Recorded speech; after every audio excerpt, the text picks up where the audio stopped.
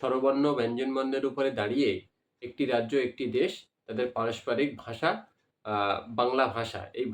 এই বাংলা ভাষাকে দিল্লি পুলিশ ১ম এ আক্রমণ করেছে বা এই বাংলা ভাষাকে তারা অপমান করেছে।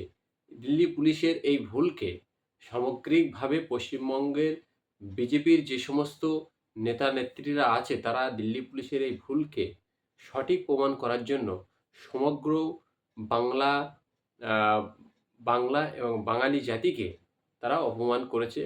তাদের অবাঙালি একজন ইনচার্জ, অর্থাৎ পশ্চিমবঙ্গের বাংলাভাষী ভোটারদের নিয়ে বিজেপিকে ক্ষমতায় নিয়ে আসার জন্য একজন অবাঙালি ব্যক্তিকে ইনচার্জ করে রেখেছে বিজেপি। অতএব বিজেপির চোখে বাংলা এবং বাঙালি কতটা ঘৃণার পাত্র, সেটা তাদের এই ইনচার্জ দেখলে বোঝা যায়।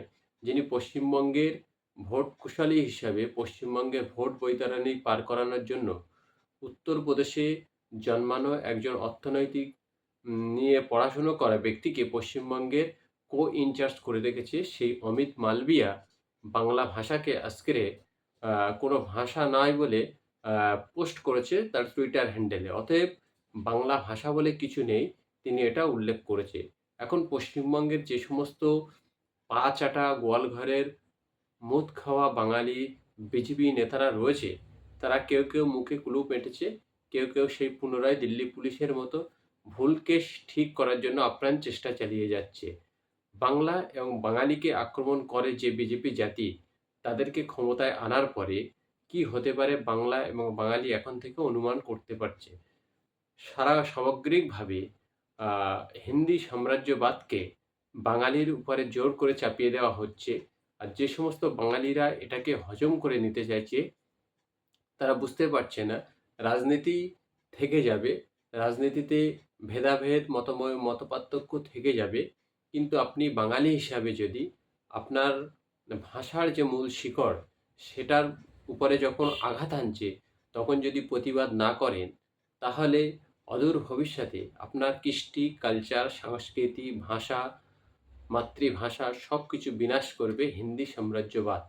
অতএব এই হিন্দি সাম্রাজ্যবাদের বিরুদ্ধে গিয়ে বাংলা ভাষার উপরে যারা অপমান করছে, তাদের বিরুদ্ধে আপনার প্রতিবাদ করতে হবে। মুর্শিদ কুলি খাঁ ইতিহাস যারা পড়েছেন তারা জানবেন, বাংলার শেষ নবাব মুর্শিদ কুলি খাঁ বহিরাগত আক্রমণ থেকে বাংলাকে রক্ষা করার জন্য জীবনপাত করেছিল। এই বহিরাগত আক্রমণকারী কারা ছিল? হিন্দি সাম্রাজ্যবাদীরা ছিল। তারা বাংলাকে বারবার লুট করেছিল। শেষ সম্রাট মুর্শিদ কুলি খাঁ বারবার ওই বহিরাগতদের বিরুদ্ধে যুদ্ধ করেছিল এবং বাংলাকে রক্ষা করার জন্য আপ্রাণ চেষ্টা করেছিল। আজকের সেই মুর্শিদ কুলি খাঁর উত্তরাধিকারী হিসাবে বাংলা এবং বাঙালিকে হিন্দি সাম্রাজ্যবাদীর বিরুদ্ধে রুখে দাঁড়াতে হবে এবং বাংলা ভাষার উপরে যারা আঘাত হানছে, তাদের বিরুদ্ধে জোরদার লড়াই করে বুঝিয়ে দিতে হবে বাঙালি জাতি স্বাধীনতার সময় সবথেকে বেশি রক্ত ঝরিয়েছিল, শহীদ হয়েছিল, স্বাধীনতা সংগ্রাম করেছিল।